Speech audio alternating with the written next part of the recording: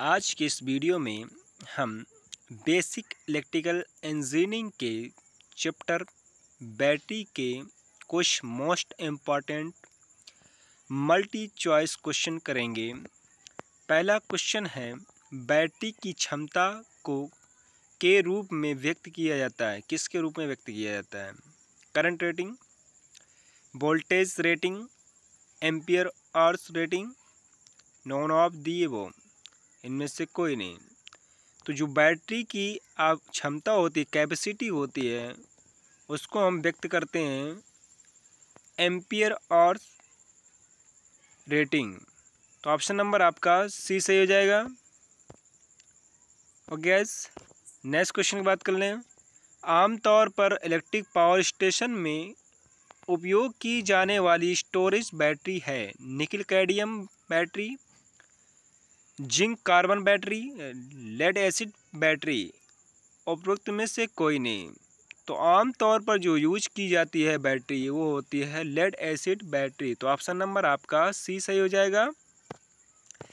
Next question solve करते हैं।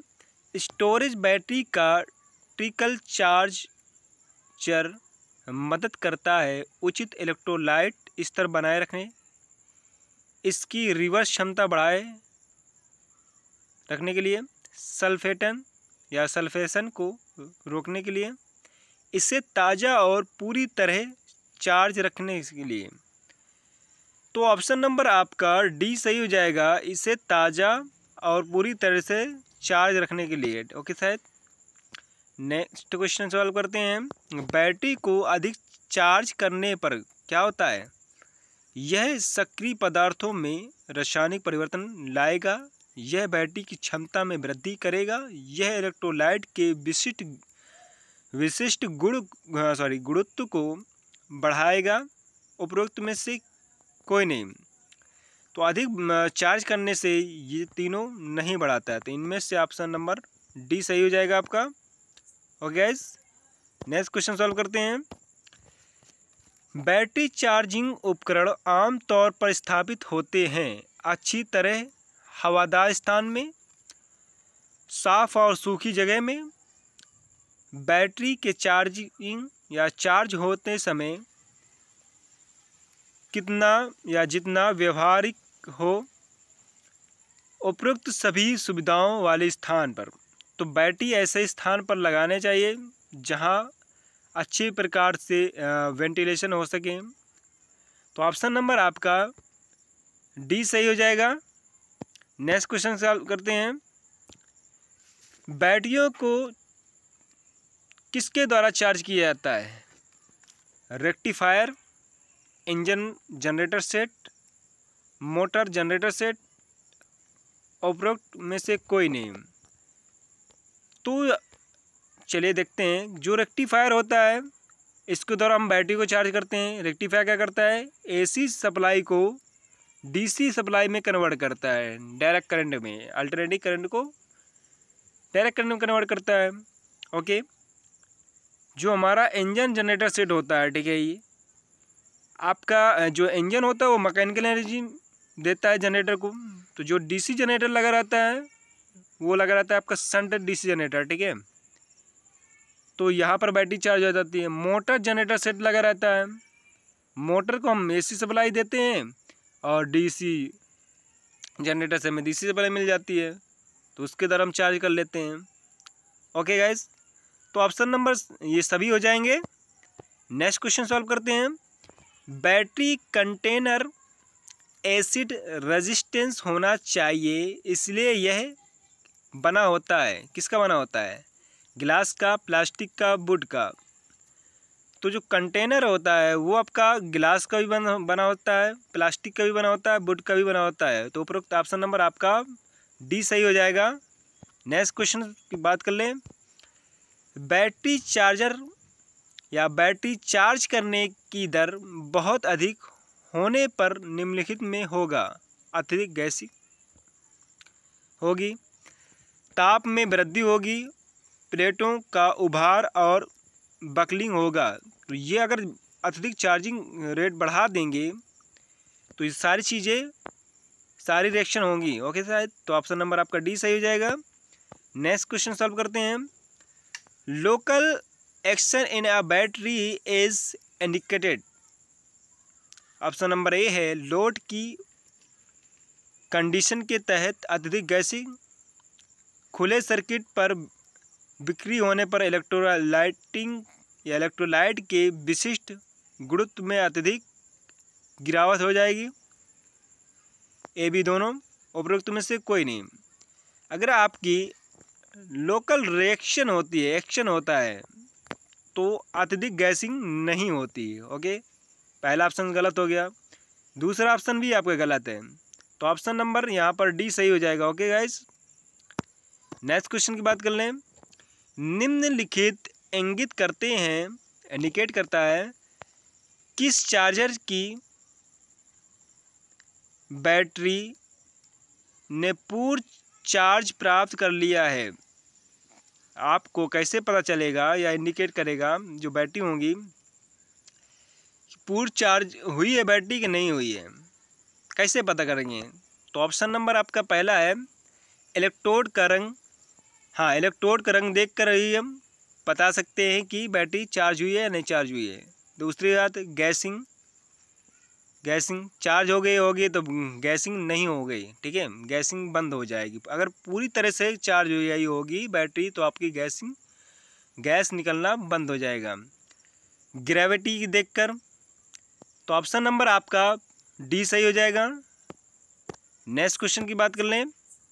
Battery में स्थानीय क्रिया को रोकने के लिए केवल डैश का प्रयोग इलेक्ट्रोलाइट्स में किया जाता है। किस लिए किया जाता है? किस? पंप पानी, अशुद्ध जल, नल का पानी। ऑप्शन नंबर डी है, ए और सी दोनों।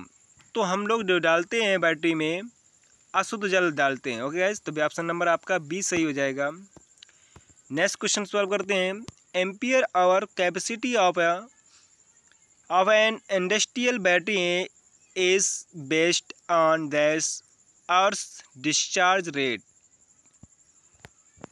तो जो आपका इंडस्ट्रियल बैटरी होती है, ठीक है, डिस्चार्ज रेट होता है 8, तो ऑप्शन नंबर आपका पहला सही हो जाएगा।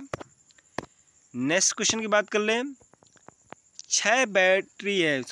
6 सेल की एक बैटरी पूरी तरह से चार्ज अवस्था से पूरी तरह से डिस्चार्ज अवस्था में डैश वोल्टेज की एक ड्रॉप दिखाएगी या एक बूंद दिखाएगी। तो ऑप्शन नंबर आपका सी सही हो जाएगा। ओके, क्लियर है? अगर किसी की डाउट हो तो कमेंट करिए, हम समझा देंगे। नेक्स्ट क्वेश्चन की बात कर लें। Which of the following battery is use for aircraft.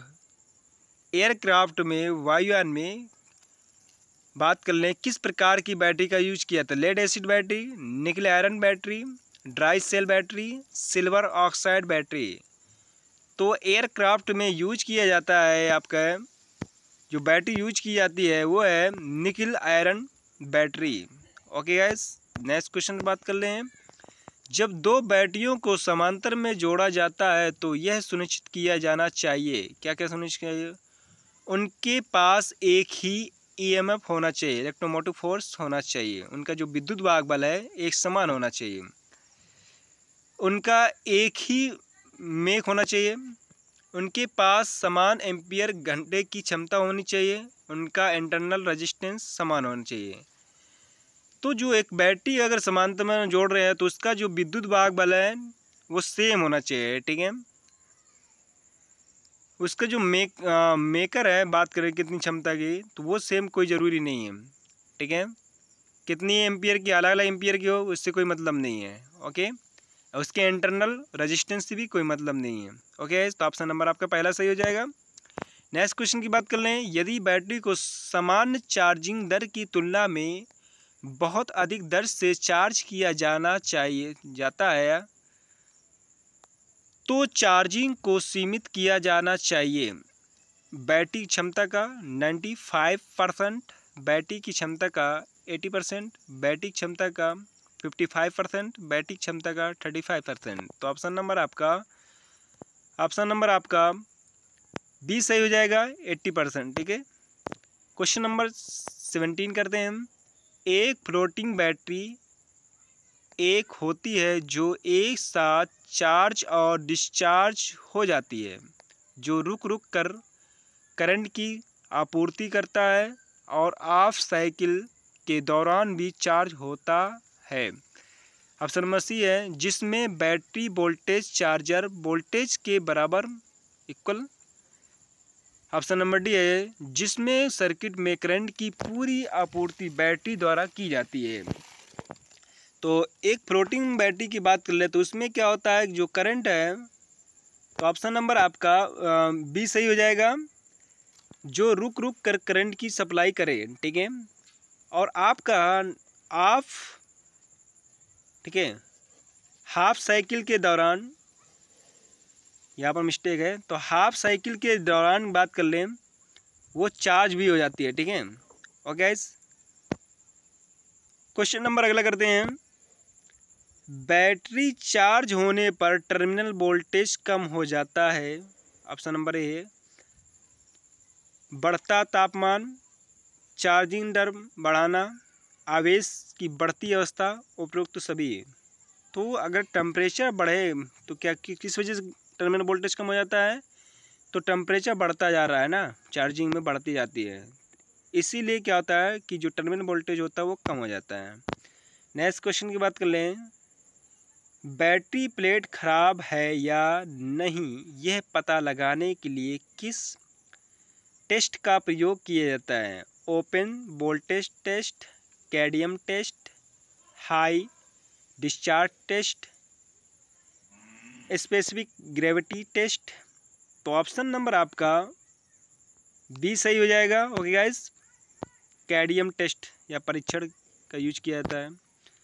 The electrode for battery must be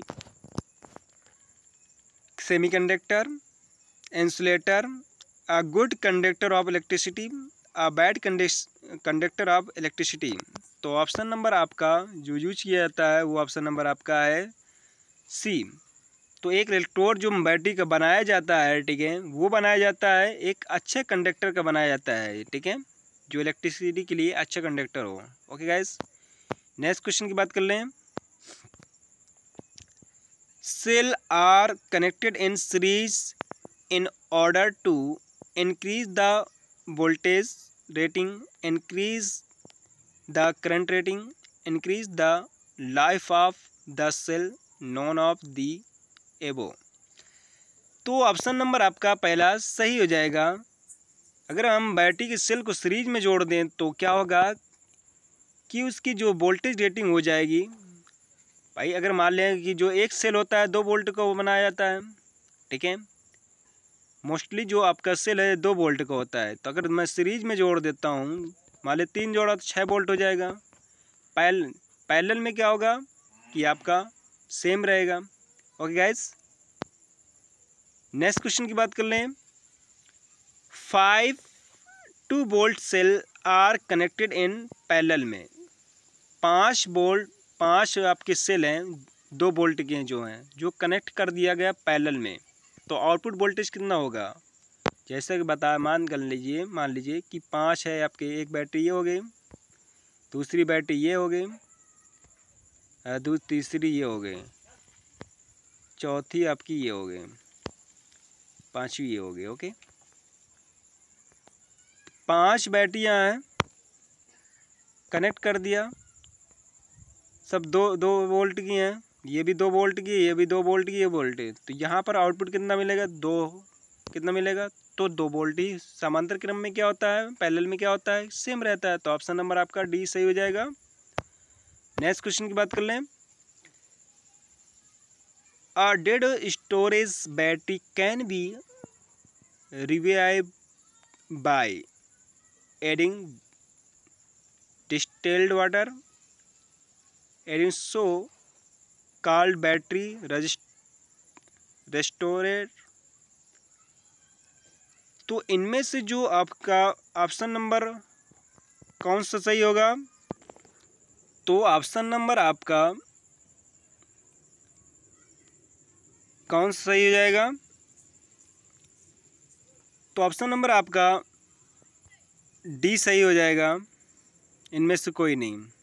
okay guys, अगर एक डेड स्टोरेज बैटरी है, ठीक है, तो उनमें से कोई नहीं होगा। ठीक है, ओके गाइस, नेक्स्ट क्वेश्चन की बात कर लें।